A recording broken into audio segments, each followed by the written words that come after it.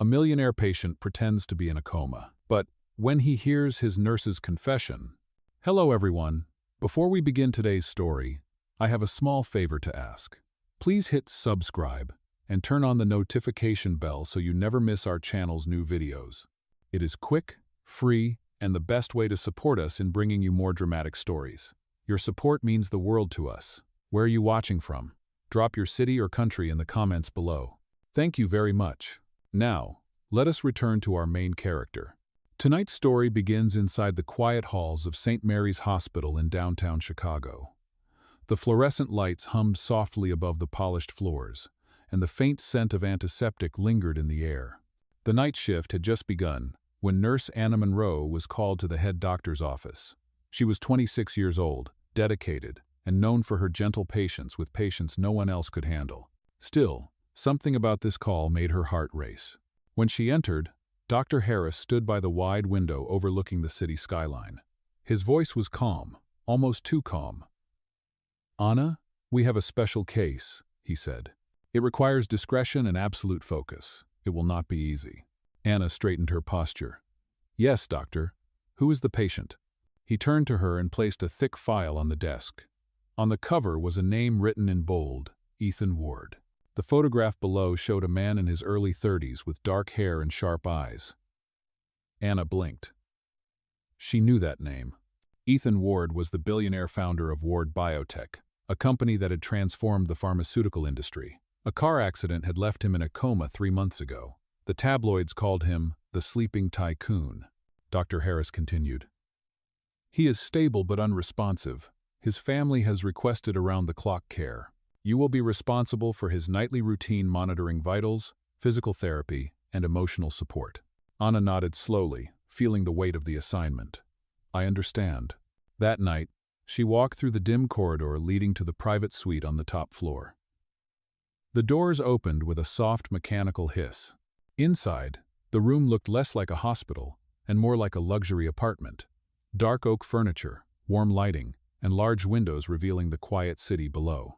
In the center of the room lay Ethan Ward. He looked peaceful, almost too peaceful. Tubes and monitors surrounded him, their rhythmic beeping the only sound. His face was calm, but there was strength in the lines of his jaw, a hint of life behind the stillness. Anna stepped closer, her footsteps soft on the tile. She checked his vitals, adjusted the drip, and wrote notes in her file. Everything seemed normal. Yet, as she reached to straighten his blanket, she felt an odd shiver run down her spine like someone watching from behind closed eyes. She brushed it off and tried to smile. "Well, Mr. Ward," she whispered, "looks like it is just you and me tonight." What Anna did not know was that Ethan could hear every word. Behind his closed eyelids, his mind was awake, his body trapped. He had chosen to remain silent, pretending to be in a coma, to uncover who among his family and partners was loyal and who wanted him gone. Each breath he took was deliberate, each still moment a calculated lie. But when he heard Anna's voice soft, sincere, filled with compassion, it struck something inside him that had nothing to do with business or betrayal. She hummed quietly as she prepared the basin of warm water for his evening care routine. Steam rose, carrying the scent of soap. Her hands moved gently as she spoke to him about the hospital's chaos, her mother's illness, and her dream of one day opening a small care home for patients who had no one. Ethan listened, motionless, every word sinking into the silence that surrounded him. He had hired detectives, lawyers, and security experts to uncover truth, but this woman, talking to him as if he were human, not a headline, was the first real truth he had felt in months. Outside, thunder rumbled softly. Anna glanced toward the window, then back at him. "You know," she said quietly, "I think people can still hear when they are asleep like this. So, if you can hear me, Mr. Ward, hang in there. Do not give up." The heart monitor quickened slightly. Anna smiled, thinking it was coincidence. Ethan, hidden beneath layers of deception, wanted to speak to thank her, to tell her that her voice was the only thing keeping him sane. But he could not. Not yet. And so, beneath the hum of machines and the soft rain tapping against the glass, began a connection that neither of them could have predicted, a connection born in silence, destined to test the limits of truth, kindness, and love. The next morning, Sunlight slipped through the blinds of the private suite at St. Mary's Hospital. The city outside was already awake, horns echoing faintly through the glass. Inside, the world of Nurse Anna Monroe revolved around quiet routines, the rhythm of machines, the scent of disinfectant, and the fragile stillness of the man she cared for. Every day began the same way. She checked his blood pressure, adjusted the oxygen level, and noted the readings in neat handwriting. She spoke softly as she worked, a habit that made her colleagues smile. "Talking to a patient who cannot answer back again?" one nurse teased. Anna only shrugged. "Maybe he can hear me," she replied. What no one knew was that Ethan Ward could. Beneath the calm surface of his motionless body, his mind followed every sound, the rustle of her uniform, the hum of the lights, the steadiness in her voice. Dr. Harris entered mid-morning, his clipboard under one arm. "How is our patient?" "Stable," Anna answered. "No physical change, but his vitals are strong." "Good. Maintain the schedule. Family meeting this afternoon. They will want updates." "Oh?" After the doctor left, Anna tidied the room. A framed photo stood on the nightstand, a younger Ethan shaking hands at a charity gala. His confident smile in the picture was a sharp contrast to the silent figure before her. She sat beside him for a moment. "I read about you," she said quietly. "You donated millions to medical research. I wonder if anyone is doing that for you now." Her phone buzzed. A message from her landlord reminded her that rent was overdue. Her stomach knotted, but she slipped the phone away and took a deep breath. "One thing at a time, Anna," she whispered. That evening, a storm rolled in. Rain lashed against the windows while thunder grumbled over the city. The other nurses moved quickly, checking equipment, but Anna stayed with Ethan. The sound of rain against the glass reminded her of the night her mother had been admitted to a public hospital years ago. She remembered sitting by her bedside, promising she would never let another patient feel forgotten. She leaned closer to Ethan, lowering her voice. "I am not sure anyone has told you this lately, but you are not alone." Ethan felt his pulse quicken. He had spent weeks in this self-imposed silence, listening to greed and fear leak from the conversations of those who visited his lawyers, his half-brother, the board members who discussed control of his company while standing at his bedside. But Anna's words were different. They carried no agenda, no ambition, only quiet sincerity. Later, she brought in a small portable speaker and set it on the table. "I hope you like music, Mr. Ward. This one helps me breathe when things get hard." The soft notes of Clair de Lune filled the room, washing over the machines and the cold walls. She hummed along, her voice barely above a whisper. Ethan's thoughts slowed with the melody. For the first time since the accident, he did not think about betrayal or loss, only about the warmth of her presence and the life she carried in every movement. Hours passed. Anna wrote her nightly notes. Patient stable. Emotional care maintained. Responds with consistent heart rhythm under music stimulus. She smiled at her own line. "Maybe you just like Debussy," she murmured, glancing at him. The heart monitor flickered slightly faster. She laughed softly. "See? I knew you could hear me." In that moment, Ethan realized that this woman, this stranger, had become his anchor. Every lie he had told, every reason for his deception, began to feel heavier. When she left for her short break, he wanted to call out, to say her name, to thank her for the way her kindness filled the silence. But his plan was not finished. There were still people he needed to expose, truths to uncover. So he stayed still, his mind awake in a prison of his own design, listening to the echo of her footsteps fade down the hall. From that night on, Anna's presence became the light in his endless darkness. She spoke to him about the world beyond the hospital walls, about her mother's treatment, about the stray cat that waited for her outside the staff entrance, about her dream to create a care home for patients forgotten by their families. And Ethan listened, learning that healing did not always come from medicine or wealth. Sometimes, it came from the sound of a gentle voice reminding you that you were still alive. As midnight approached, Anna whispered before turning off the lamp. "Good night, Mr. Ward. I will see you in the morning." Ethan's lips twitched almost a smile, though no one saw it. Outside, the storm eased, leaving only the steady hum of machines and the faint echo of Clair de Lune lingering in the air. Carrying a promise neither of them yet understood. Days passed, and the routine inside St. Mary's Hospital continued like the slow ticking of a clock. Morning light, quiet footsteps, the hum of machines. For most of the staff, Ethan Ward was simply another long-term patient, rich, famous, but unreachable. For Nurse Anna Monroe, he had become something more. Every night, she brought warmth into the cold, sterile room. She talked to him as if he were a friend, sometimes teasing, sometimes whispering her worries. "You know, Mr. Ward," she said one evening, adjusting his blanket, "I think you have the best view in the hospital. Maybe that is the secret to your peace." She smiled, unaware that he could hear her every word. One afternoon, Dr. Harris asked her to stay after rounds. "Anna," he said, removing his glasses, "I want you to know that your patient's neurological scans show small improvements. Nothing dramatic, but enough to keep hope alive." Her eyes widened. "So you mean there is a chance he might wake up?" "A small chance," the doctor replied. "But remember, these cases are unpredictable. Focus on consistency. Keep doing what you are doing." Anna left his office with a small spark of happiness burning in her chest. That night, she sat by Ethan's bedside, writing notes in her journal. "I heard good news today," she whispered. "Dr. Harris said your brain is more active. Maybe it is because of the music. Maybe it is because you are stubborn. Either way, I will be here." She tucked the small notebook into the drawer by his bed, not realizing that Ethan could see its reflection faintly in the glass cabinet opposite him. His heartbeat quickened at the sight of her handwriting, tiny, neat, full of life. That same night, Anna decided to share something new. She opened her phone and played a voice message her mother had sent earlier. The older woman's voice was faint but cheerful. "Sweetheart, do not worry about me. I am doing better. Just make sure you eat, all right?" Anna laughed softly. "She always says that. She never remembers that I live on coffee and hope." The heart monitor gave a small jump, and Anna froze, staring at the green line pulsing faster. "Ethan?" she whispered. "Can you hear me?" She leaned closer, eyes wide.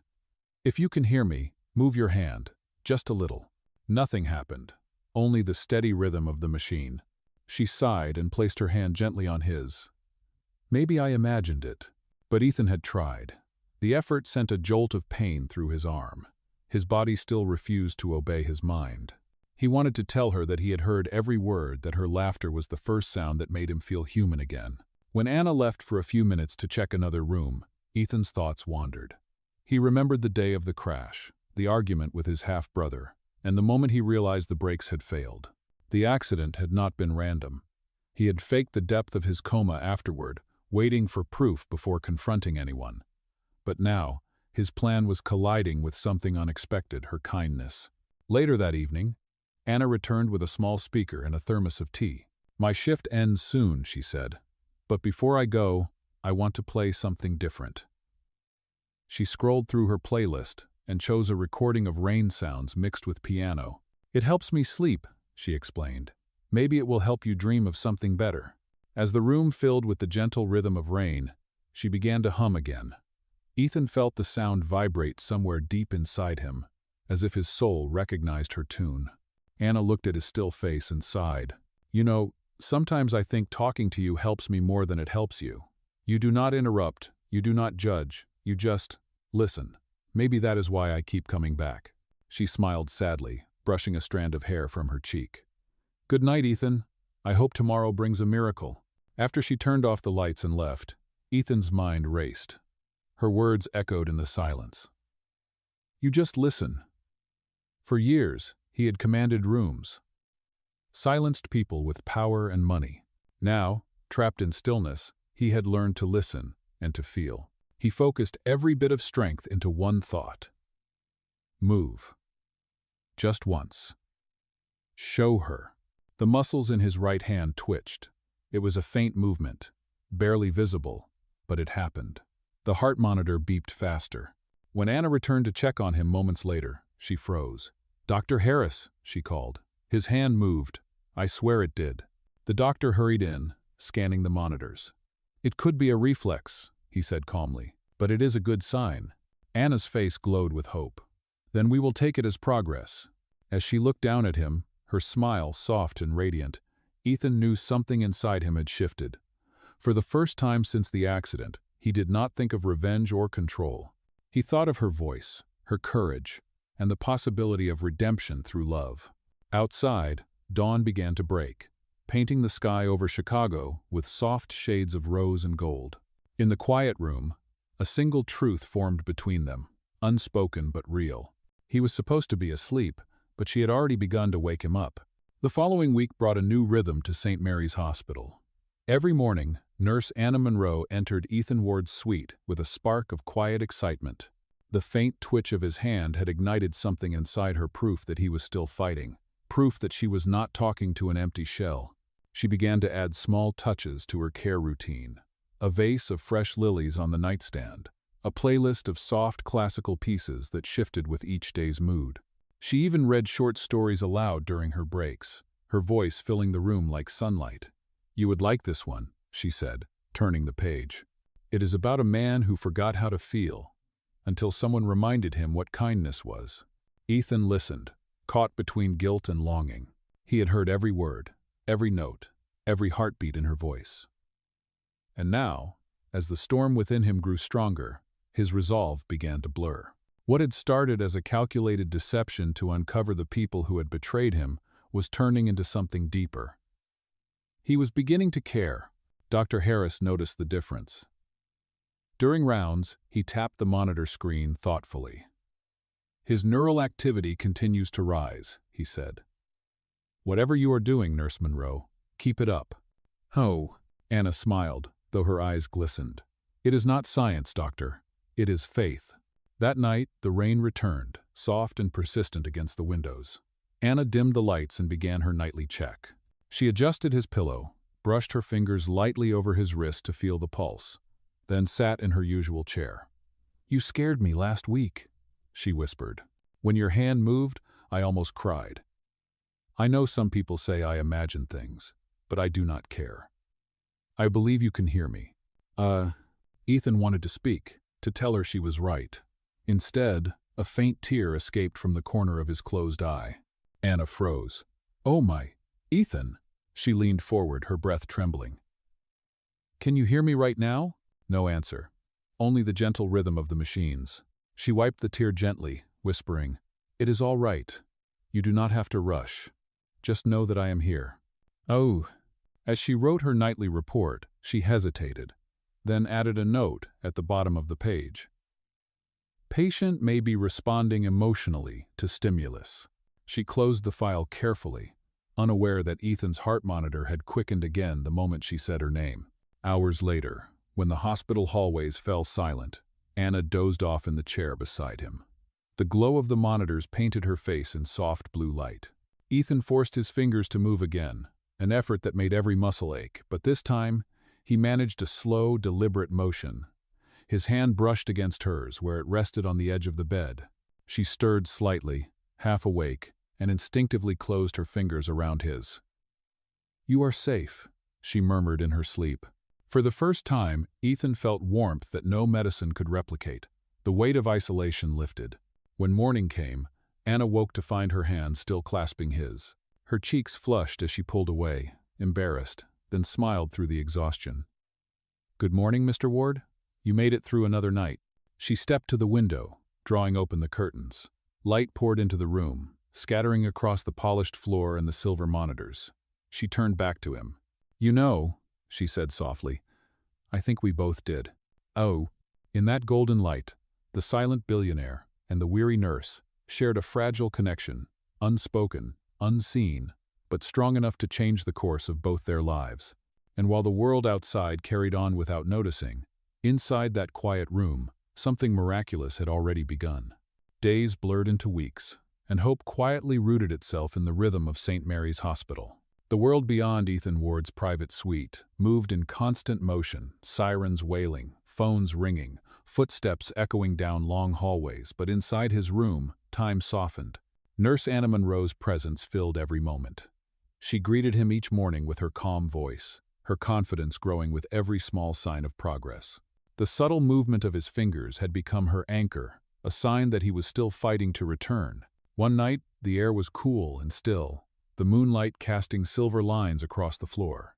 Anna brought her chair closer to the bed and sat, exhaustion tugging at her shoulders. She had spent the entire day handling extra shifts to pay for her mother's new medication. The fatigue in her eyes was hidden behind determination. She adjusted Ethan's blanket and exhaled slowly. "It has been one of those days, Mr. Ward," she whispered. "Sometimes I wonder if I am strong enough to keep doing this. But then I remember you. You do not give up, so I cannot either." Her voice trembled slightly as she continued. "There is something I have not told you. The night before your accident, I was in the same part of the city. I saw the news about the crash on my way home. I never thought that the man they were talking about would end up being my patient." Ethan listened, his heartbeat steady but full of emotion. She smiled faintly. "I guess fate has a strange sense of humor." For a long moment, silence filled the room. Then, as she reached for his hand to check his pulse, she whispered almost shyly, "You know, sometimes I talk so much because I am afraid of what the silence might say. But lately, it feels like you are the only one who truly listens. Maybe that is why I am telling you this now." Her voice lowered until it was barely a whisper. "I think I have started to care about you, Ethan." The words hung in the air like a confession she had not meant to speak aloud. She covered her mouth and laughed softly, embarrassed. "Listen to me, talking to someone who cannot even answer back. Maybe I have lost my mind." But the heart monitor responded with a faint, rising rhythm. Her eyes darted toward the screen, her breath catching. "Oh my... Did you just?" Ethan's fingers twitched again, more clearly this time. She gasped and leaned forward.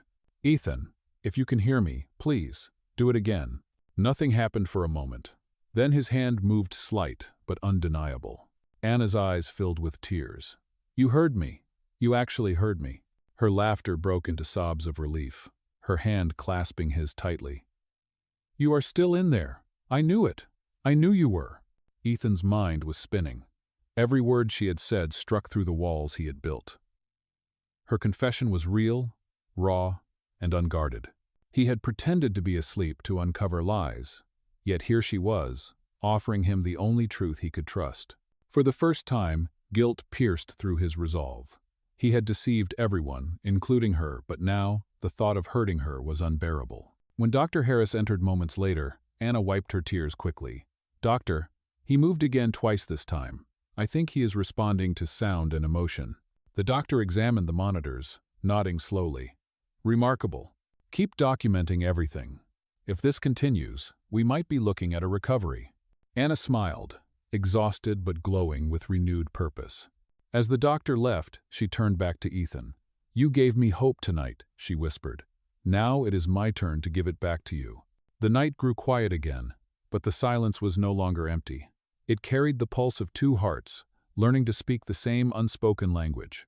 And for the first time since his accident, Ethan Ward, hidden behind his own deception, felt something more powerful than fear or control. He felt love. Morning arrived with a hush of anticipation. St. Mary's Hospital felt different that day. Nurses whispered in the hallway, and even the machines seemed to hum softer, as if aware that something extraordinary was unfolding inside Room 81.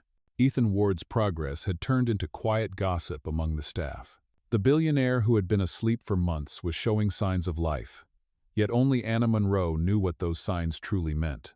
She had seen his tears. She had felt his hand move. She had heard his silence speak louder than words. When she entered his room that morning, sunlight spilled across the white sheets. She smiled and greeted him softly. "Good morning, Ethan. You did not sleep all day yesterday. Maybe today will be the day you open those eyes."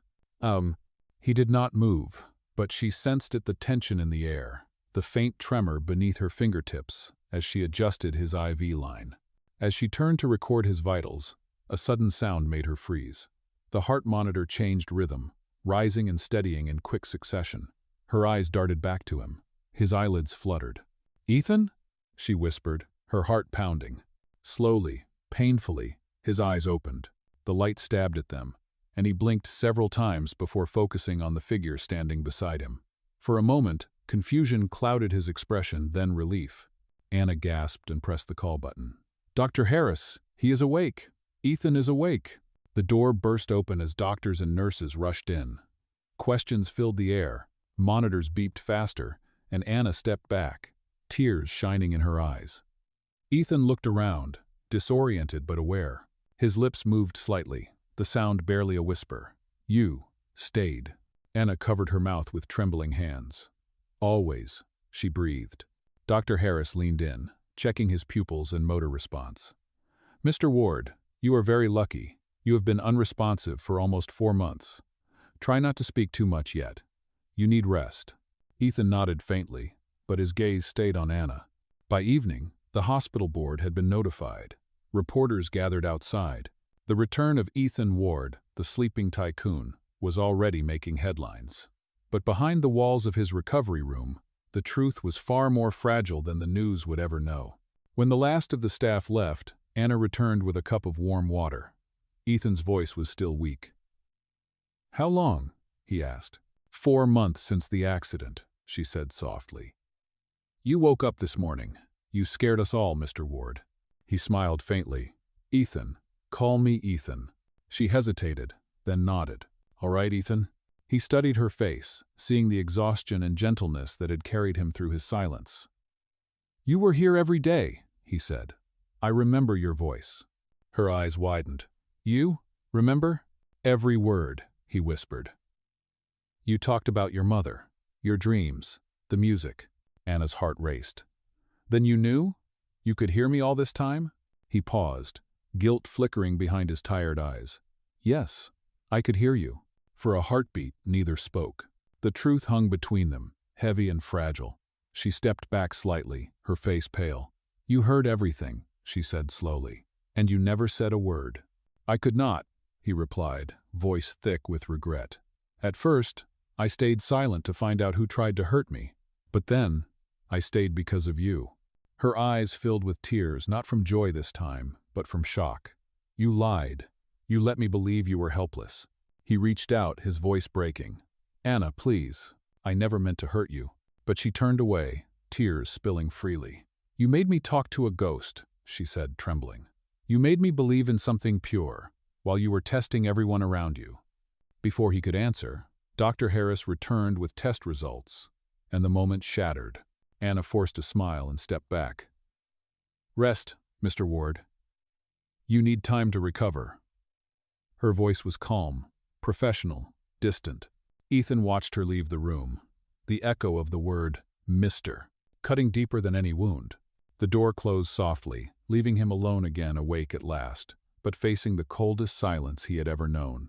The following days at St. Mary's Hospital were filled with commotion. News of Ethan Ward's awakening spread through the building like fire. Reporters gathered outside, television crews waited in the parking lot, and every doctor who passed his room wore the same look of curiosity and awe. But inside room 81, the atmosphere was cold. Anna Monroe did her rounds as usual, calm and professional. She checked his vitals, noted his progress, and avoided eye contact. The warmth that once filled the room was gone. Ethan watched her quietly, the words he wanted to say trapped somewhere between apology and fear. On the third morning after his awakening, his half-brother, Nathan Ward, entered the room dressed in an expensive gray suit. His smile was practiced and shallow. Welcome back, brother, he said smoothly. We were beginning to think you would never wake up. Ethan studied him in silence, his expression unreadable. You look disappointed, he said finally. Nathan laughed softly. Do not be ridiculous. The company has been running fine. I handled everything in your absence. You should rest. Let me take care of the hard parts. Anna, standing by the monitor, sensed the tension in Ethan's voice. She remembered the whispers she had overheard from staff rumors that Ethan's accident might not have been accidental. When Nathan left, Ethan turned to her. Anna, he said quietly, please, sit down. She hesitated but obeyed, keeping her distance. I need to ask you for something, he continued. There are files on my tablet, financial records, transactions, that prove someone tampered with my car's maintenance reports. I need them. Her tone was sharp. Why ask me? You have people for that. Lawyers, assistants, a brother who seems very eager to help. He flinched at her words. Because I trust you, he said softly. She shook her head. You should have trusted me before you lied. Ethan leaned forward, wincing slightly from the effort. I am sorry, Anna. I thought I was doing the right thing. I wanted to expose the people who hurt me. but I never expected you to be the one who saved me." "Oh." Her eyes softened for a moment before she looked away. "You put me in a position that could cost me my job." Dr. Harris is already asking questions about my emotional involvement. "People think I crossed a line." Ethan's expression darkened. "That is not fair. You did nothing wrong." She gave a tired smile. "In this world, fairness has very little to do with the truth." Later that evening, Ethan asked Dr. Harris for permission to speak with his legal team. When the doctor left the room, Ethan pulled up the files he had requested. The data confirmed what he had feared. His half-brother had authorized the maintenance on the company vehicle hours before the crash. The signature was forged, but the digital trace was clear. That night, as the city lights flickered beyond the hospital windows, Anna returned to check on him one last time before leaving her shift. She found him staring at the tablet, his jaw tight. "I was right," he said quietly. "Nathan tried to kill me." Anna's breath caught. "You have proof?" He nodded. "Enough to destroy him, but I need to be careful. I will not risk losing you again because of another lie." She looked at him for a long moment, torn between anger and compassion. "You cannot fix everything overnight," she said. "Start by telling the truth. To everyone." He nodded slowly, his voice low but determined. "Tomorrow. I will tell them tomorrow." When she left the room, the hallway lights dimmed behind her. Ethan lay back against the pillows, feeling both stronger and emptier than ever. The world finally knew he was alive, but without Anna's trust, he had never felt more alone. Outside, rain began to fall against the windows once more. It was the same rain that had filled his nights with her voice, and now it only reminded him of everything he had broken in his search for the truth. The next morning, the hospital lobby was crowded with cameras and flashing lights. Reporters shouted questions as Ethan Ward, dressed in a simple gray suit, was wheeled into the press conference area. The world had been waiting to hear from him, the billionaire who had returned from a coma, but no one expected what he was about to say. Anna Monroe stood quietly at the back of the room, uncertain if she should even be there. Her hands trembled as she clutched the strap of her bag. She had finished her shift an hour earlier, but could not bring herself to leave. Ethan looked pale but calm.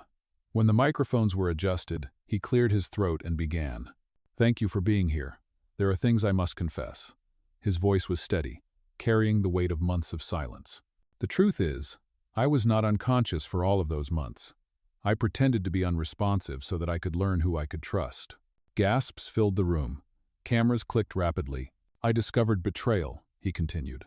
"But I also discovered something far greater: kindness. A nurse named Anna Monroe reminded me that humanity cannot be measured by power or wealth." He turned toward the crowd, his gaze finding her. "She showed me compassion when I deserved none, and she is the reason I am standing here today." Anna froze, her heart pounding. Every camera turned toward her, flashes lighting up her face. Ethan went on, "My silence hurt her, and for that, I am deeply sorry. I ask for her forgiveness publicly because the world should know what true integrity looks like." The reporters erupted with questions, but Ethan raised his hand. "As for the company, I am pressing charges against those who endangered my life. Justice will be done. But the greater justice is learning that love and honesty are stronger than greed." When it ended, Anna tried to slip out quietly, but Ethan's voice stopped her. "Anna," he called softly. "Stay." She turned slowly, tears in her eyes. He stepped toward her, his voice trembling but sure. "You once said talking to me helped you more than it helped me. But the truth is, you saved my life long before I ever woke up." In that moment, surrounded by lights and whispers, Anna realized his words were not for the cameras, they were for her alone. And for the first time since he opened his eyes, she believed him. 6 months later, spring returned to Chicago. The air carried the scent of blooming magnolias outside St. Mary's Hospital, and a soft warmth replaced the winter chill that had once surrounded Ethan Ward's story.